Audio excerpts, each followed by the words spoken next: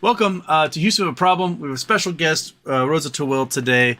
She's back after, 6 months, 5 months, whatever it was last time on here. Um, Longest. Hopefully her volume is cranked. A Can little you quiet guys on hear my end, me? and so I cranked her up here. So hopefully everyone can hear you. We'll see Chat. the chat will say. Um, yes, so welcome. Uh, uh, we'll just she can't be here too long because she's got a lot of work to do. So we won't even bother with intros. We'll just get chatting. So Rosa, uh, I'll lay out a little timeline and you correct me when I get things wrong.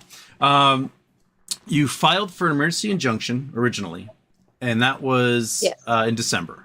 That was Yes. before I the think date of so. issuance, right? I believe it was actually December 12th or 14th because Yeah, I was waiting to see what was going to happen. And then I was like, clearly nothing is going to happen. So that's when yeah. I filed. And then from there And then another one as a TRO, yeah, and then a on the complaint. complaint. Yeah, Yeah. With a motion for an injunction attached to the complaint. So it was like a 2-for-1 kind of. yeah, Um, Judge wanted it served on them, so everything was served. With a complaint, you can't just serve your complaint on somebody. yeah. You have to get a summons from the clerk of court. So you have to tell the clerk of court, I filed this complaint. I have now a lawsuit pending. I need the court to say that somebody must be summoned to the Mm. courthouse. So when you do a legal process, you have the right to use legal avenues to correct your disputes. That's what court is for. But you don't have the right to bring somebody to the courthouse. The courthouse has to do that. So that's what a summons is. Okay, So you file your complaint and then you ask, may I please have a summons? That means may the court order this person that they must appear on behalf of my legal right. okay. So I couldn't just serve the complaint. I had to wait for the summons, which took a little while. I actually last week I told you this earlier, Houston. I've been at a trial section for Florida. We had a trial intensive. We put on a trial and we did a conference afterward, and they were saying that since January, I think, or until March, between January and March, new legislature was filed,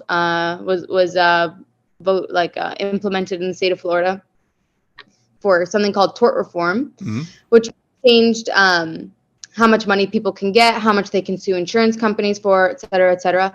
But there's a day that the bill is signed, and then a day it goes into effect. Yeah, And between that time, when people realize this bill is going into effect, over 300,000 lawsuits or something were filed. They told us the statistic, and it was just insane. So a lot of the judges that were there were yeah, so many judges there, and they were all so great. And they were telling us, like, each of them got, like, over hundreds of cases a week that they now are going through. yeah. And when it might have taken a couple days to get a summons, it was beginning to take now several weeks. So that I'm starting to understand that some of the timelines, Yeah. And this is because also is this also affecting federal courts as well as yeah. if the federal, so sometimes a federal court will be because somebody is entitled to use federal courts, Yeah. but they still have to implement Florida law. Okay. So if they want to do a tort claim, they have to do it in a federal district court. So, a Florida district court. So it's a federal case that implements Florida tort law. Then they would be filing Yeah. those also in the federal court. So I can imagine that the federal court is also clogged as well, which Yeah. starting to kind of make me think like a lot of these delays. I mean, they were saying that there was like so many cases, and it was judges from Miami, Orlando, Yeah. Daytona, like from all over the state had come down for this, and they were all saying how all of them were severely backed up now, and there was people who were supposed to be on trial, and they're just in like a holding cell now. Their cases can't move Yeah. until the judge can get time for it. Crazy. Okay. All right. That probably explains some things. So you got your summons. You served them. I think it was like December 22nd or something when they got served.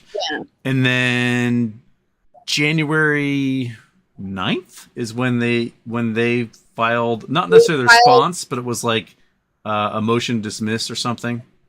No, so they filed first a response to the motion. Oh, there's the microphone. Holy smokes. Okay. Is that loud now? Sorry.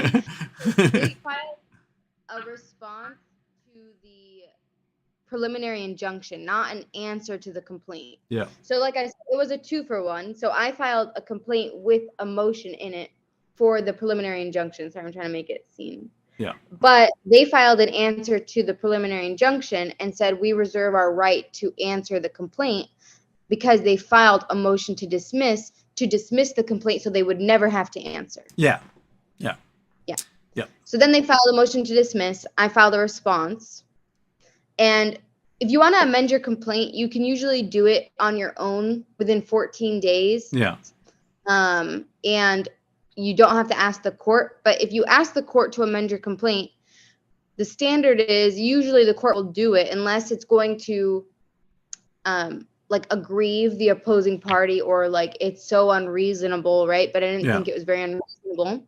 You are supposed to consult your opposing party before you just file anything in Northern District. But in his motion to dismiss, he had said, we object to a motion to amend. He said that preliminarily. And I even looked at the case law that he'd cited in that. So it just basically said this, why do a conference if you're already rejecting it?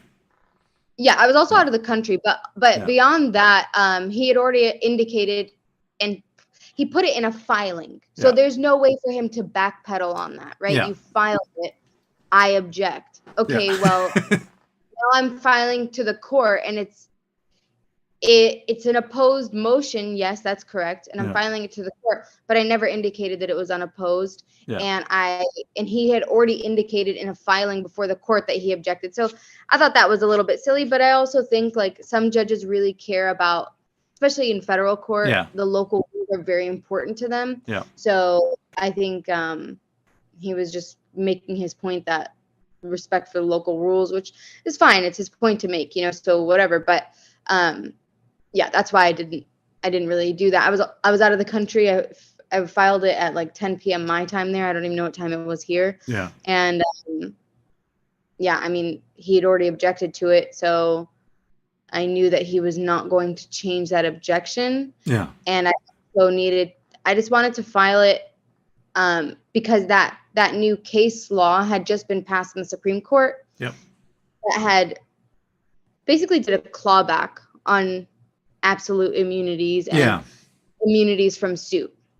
Their filing, I read it on the show a couple weeks ago. It was hilarious because it had this cognitive dissonance in it where they're saying they have absolute immunity and you're pointing out, no, these are cases where you've been successfully sued. You've had to produce this data. And they're like, well, but they're members. Like, okay, so your members can sue you, but you have absolute immunity, right? And it sounds like they want to try to force you to arbitration, but arbitration would be something that you would agree to because you're a member and not necessarily something like... they're saying that I'm not in privity with them as a member.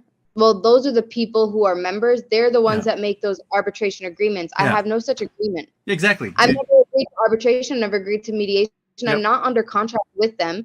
But they have a fiduciary duty. If I hold myself out as a self-regulating person, right? I'm self-regulating, blah, blah, blah, blah.